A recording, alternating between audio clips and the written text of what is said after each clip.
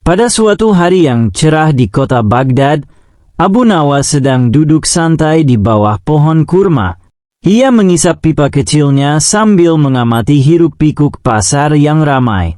Tiba-tiba, seekor unta lewat sambil membawa sekarung semangka yang terlalu besar hingga jatuh dan berguling mengenai kaki seorang pedagang. "Aduh, ini gara-gara semangkamu, Abu Nawas," teriak si pedagang sembari menggosok kakinya. "Bukan salahku, wahai saudara. Salah unta yang tidak sekolah," jawab Abu Nawas sambil terkekeh. Orang-orang di sekitarnya tertawa karena sudah terbiasa dengan jawaban nyeleneh si Abu Nawas. Namun hari itu, seorang prajurit kerajaan datang membawa perintah dari Sultan Harun al-Rashid. "Abu Nawas, Sultan memanggilmu ke istana. Katanya ini sangat penting dan katanya, kali ini kau mungkin benar-benar akan menyerah." Dengan penasaran dan sedikit geli, Abu Nawas pun berangkat ke istana. Sultan menyambut Abu Nawas dengan senyum penuh misteri. "Wahai Abu Nawas, aku punya teka-teki yang bahkan menteriku tak bisa pecahkan. Jika kau bisa menjawabnya, kau akan mendapat 100 keping emas. Jika tidak, kau harus menggendong unta kerajaan selama sehari penuh." Abu Nawas mengangguk. "Silakan wahai Sultan. Aku siap menanggung kehormatan atau punggung unta." Sultan mulai. "Jika seekor ayam bisa bertelur di atas sepotong kayu yang mengapung di air dan topi seorang penggembala terbalik menghadap langit, berapa lama waktu yang dibutuhkan seekor ikan untuk menyanyikan lagu kebangsaan?" Seluruh ruangan hening. Para menteri mulai memijat dahi masing-masing. Abu Nawas tersenyum. "Wahai Sultan, jawaban dari teka-teki itu adalah selama ayam itu masih bermimpi menjadi penyanyi opera." Sultan tertawa terbahak-bahak. "Kau benar-benar tak masuk akal, tapi aku suka jawabannya. Emas untukmu, dan teka-teki kedua akan lebih sulit." Beberapa hari kemudian, Sultan memanggil Abu Nawas lagi. Kali ini ia menggelar sebuah panggung kecil. Di atas panggung berdiri 4 orang yang mengaku semuanya adalah kucing. Di sisi lain, seekor keledai sedang diam sambil memakai mahkota kertas. "Abu Nawas, siapa dari mereka yang paling waras?" Abu Nawas menatap mereka satu persatu. Ia mendekati salah satu pria, lalu berkata, "Meong." "Meong," jawab pria itu penuh semangat. Abu Nawas lalu berbalik ke Sultan dan berkata, "Keledai itu yang paling waras, karena dia satu-satunya yang tidak berpura-pura menjadi hewan lain." Tawa meledak di istana. Sultan pun menyerahkan lagi kantong emas kepada Abu Nawas. Namun kemudian, Sultan memberi tantangan terakhir. "Wahai Abu Nawas, kali ini aku ingin kau pergi ke Bukit 1001 Bayangan. Di sana, kabarnya ada seorang pertapa yang memberi teka-teki yang bahkan aku pun tak bisa pecahkan. Temuilah dia, dan bawa jawabannya padaku." Abu Nawas pun berangkat dengan seekor keledai, sepotong roti, dan sebotol air. Dalam perjalanan ia bertemu seorang nenek yang menyamar jadi pohon. Seorang pemuda yang selalu menjawab pertanyaan dengan nyanyian. Seekor burung beo yang hanya bisa berkata, "Salah kamu." Semua ini hanya membuat perjalanan makin kocak. Tapi akhirnya ia tiba di puncak dan bertemu pertapa berjenggot panjang seperti sarang tawon. Pertapa berkata, "Teka-tekiku begini, apa yang selalu di depanmu, tapi tak pernah bisa kau lihat?" Abu Nawas tersenyum dan menjawab, "Masa depan." Pertapa terdiam lalu menangis haru. Selama 40 tahun tak ada yang bisa menjawab itu. "Tapi kau bisa." Abu Nawas pulang ke Baghdad dengan kepala tegak dan disambut rakyat seperti pahlawan. Sultan memberi Abu Nawas gelar baru, penjawab teka-teki kerajaan. Namun Abu Nawas menolak dengan sopan. "Wahai Sultan, aku hanya ingin jadi rakyat biasa yang bisa membuat orang tertawa, berpikir, dan tak terlalu serius menatap hidup." Rakyat pun bertepuk tangan. Dan sejak hari itu, setiap kali ada masalah pelik, Sultan hanya berkata, "Panggil Abu Nawas." Atau kalau dia sibuk, panggil keledainya, karena mungkin dia yang paling waras. Pada suatu pagi yang cerah, Abu Nawas sedang bersantai di halaman rumahnya.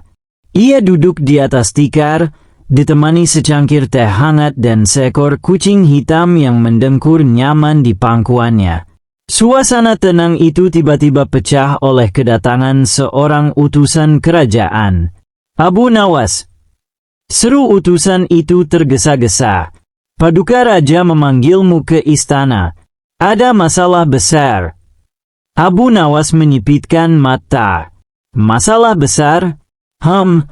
Apakah ini tentang kehabisan kopi di dapur istana lagi?"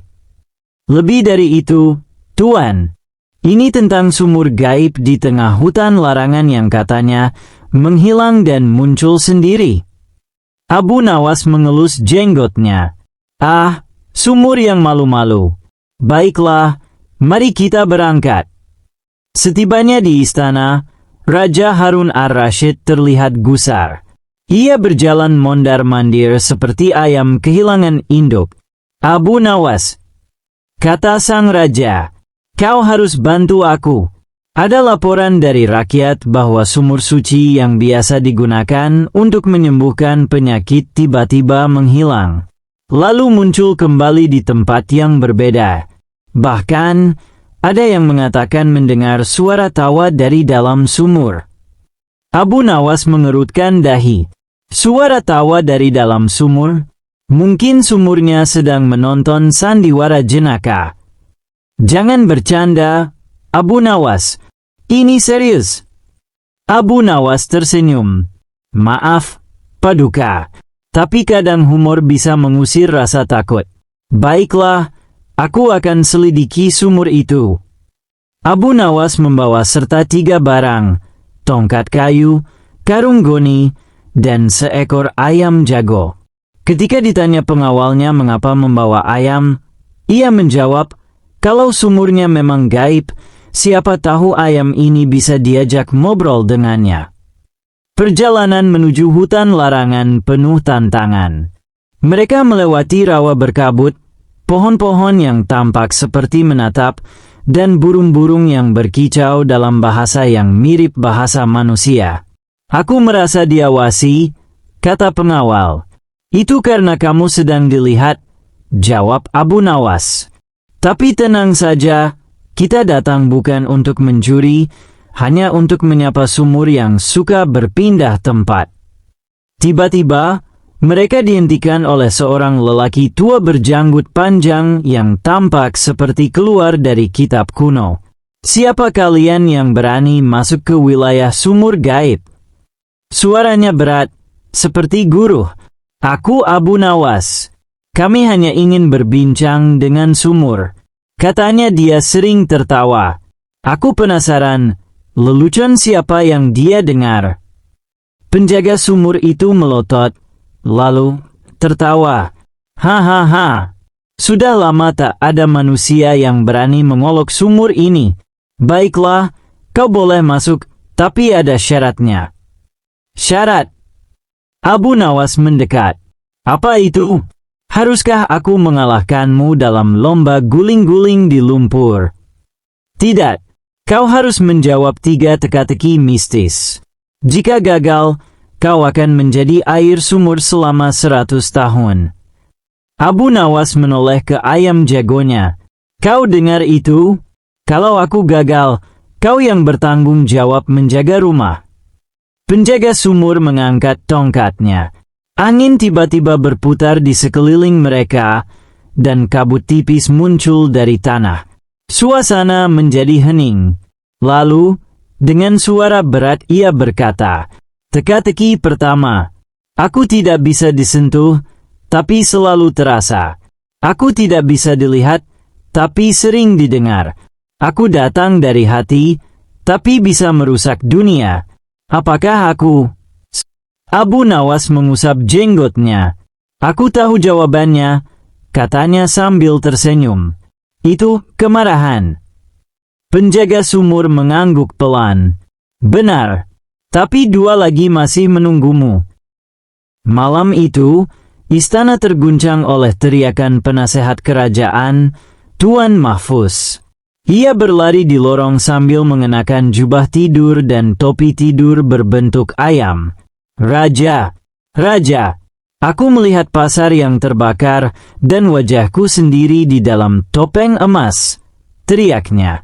Raja Harun ar-Rasyid bangkit dari tempat tidur dengan mata sepet. Aku belum selesai mimpi makan kurma, gumamnya. Siapa yang membakar pasar dalam mimpimu? Tuan Mahfuz menjawab, pasar itu bukan sembarang pasar.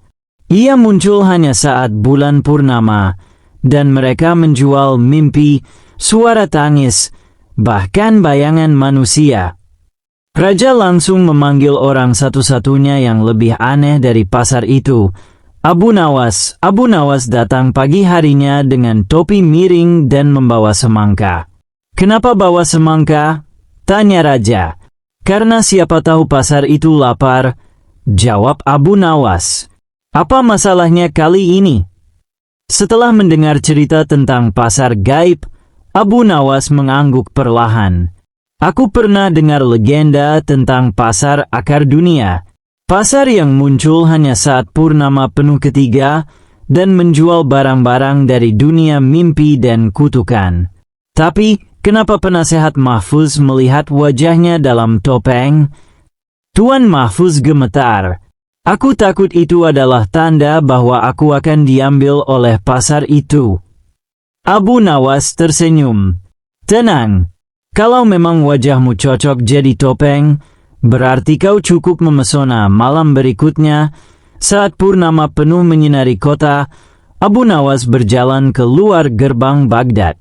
Ia ditemani seekor kambing putih yang ia pinjam dari janda sebelah dan membawa tas berisi hal-hal aneh. Cermin pecah, segenggam garam, sisir dari tulang ikan, dan sebutir kurma kering. Untuk apa semua itu? Tanya seorang pengawal yang mengintil diam-diam. Barang-barang ini bisa membayar lebih dari emas di pasar seperti itu. Di sana, nilai bukan ditentukan oleh harga, tapi oleh cerita.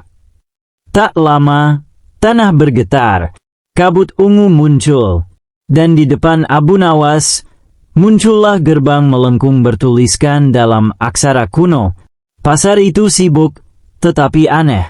Seorang nenek menjual tangis anak yatim dalam botol. Lelaki berjubah menjual bisikan dosa dari telinga para pendosa.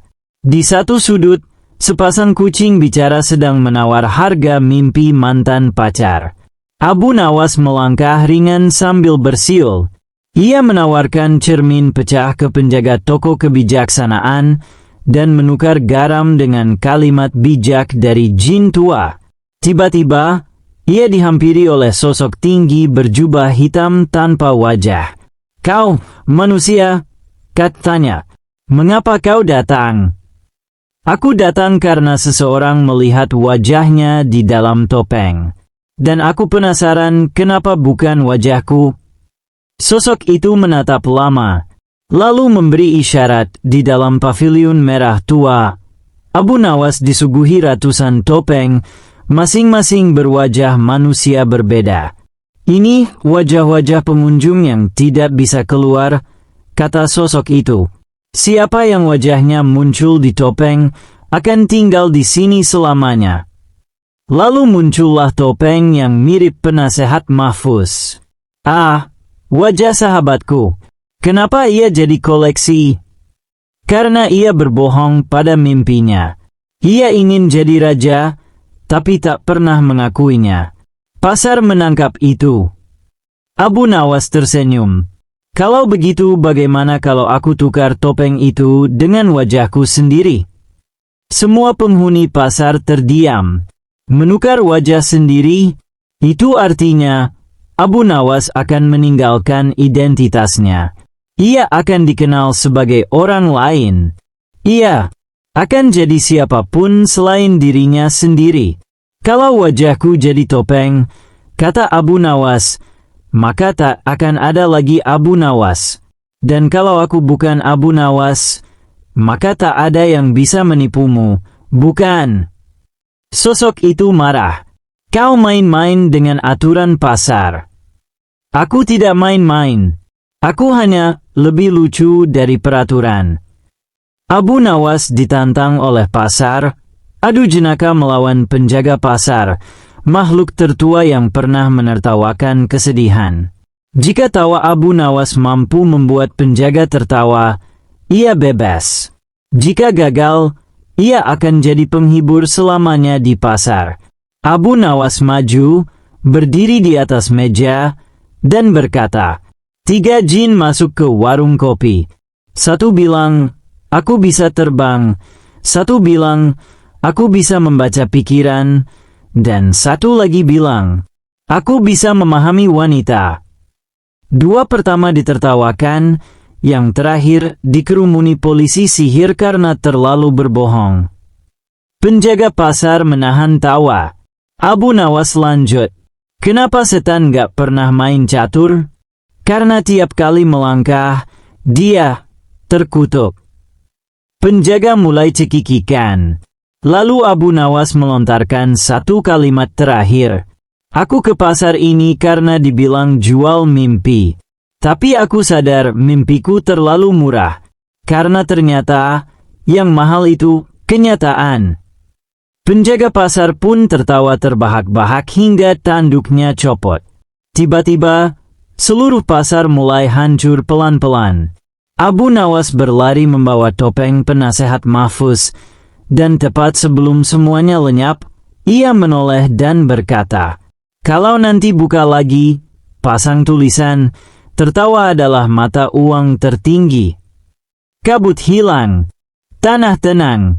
Abu Nawas berdiri di tengah lapangan kosong. Bagaimana pasar setan? Tanya raja. Sudah ditutup sementara. Pemiliknya terlalu sibuk tertawa. Apa yang kau bawa pulang? Topeng Mahfuz, dan sedikit kesadaran bahwa kadang kita takut melihat diri kita sendiri. Penasehat Mahfuz pun berubah. Ia lebih rendah hati. Tak lagi berambisi jadi raja. Malah, ia mulai membuat klub puisi. Di sore hari, Abu Nawas duduk bersama anak-anak di pinggir jalan.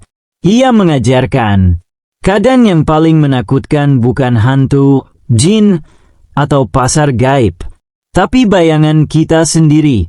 Maka, jangan takut menjadi jujur. Karena hanya dengan jujur, kita bisa tertawa lepas. Dan ayam jagonya berkokok, seolah menyetujui. Suatu malam, Abu Nawas menemukan sebuah surat di atas bantalnya. Anehnya, surat itu berbau kemenyan dan sambal bawang. Kepada Abu Nawas, yang terlalu cerdas untuk manusia biasa. Kami, Raja Jin berhidung 3, mengundangmu ke istana pasir kami di alam tengah. Tantangan menunggumu. Teka-teki menantimu. Jika menang, kau akan diberi satu permintaan. Jika kalah, ya, jadi sandal kami. Salam hidung 3. Wah, kata Abu Nawas. Akhirnya, aku dapat undangan resmi dari dunia jin. Sudah seperti selebriti lintas dimensi. Dengan membawa bekal, 3 lelucon, seikat daun salam, dan sebuah kipas kerajaan yang pernah ia curi diam-diam dari dapur istana, Abu Nawas berjalan ke arah selatan, tempat gurun pasir bergoyang pelan seperti perut domba kekenyangan. Di sana berdiri gerbang batu bertuliskan, siapa masuk ke sini, akalnya harus lentur. Kalau kaku, pulang jadi batu. Pas banget buatku, kata Abu Nawas. Aku kan lembek tapi pintar. Tiba-tiba, pohon duri di sebelahnya bicara. Kalau mau masuk, Jawab teka-teki kami dulu, katanya. Apa yang selalu datang tapi tak pernah ada? Apa yang bisa ditunggu tapi tak bisa disentuh? Apa yang semua harapkan tapi sedikit yang menghargai saat ia tiba? Abu Nawas tersenyum. Itu pasti masa depan. Gerbang terbuka. Abu Nawas pun masuk ke dunia yang tidak masuk akal. Di dalam dunia jin, segala sesuatu menyanyi. Langit bersenandung. Pasir berdendang, bahkan batu berbisik. Abu Nawas berjalan ke istana pasir yang indah. Namun, aneh. Pintu masuknya berupa lubang hidung raksasa. Selamat datang, kata seorang jin berkepala segitiga dengan 3 hidung, 1 di tengah, 2 di pipi. Aku Raja Jin Drakus, penguasa hidung 3. Kau siap untuk diuji? Selalu, jawab Abu Nawas. Asal jangan suruh aku bawain sepatu.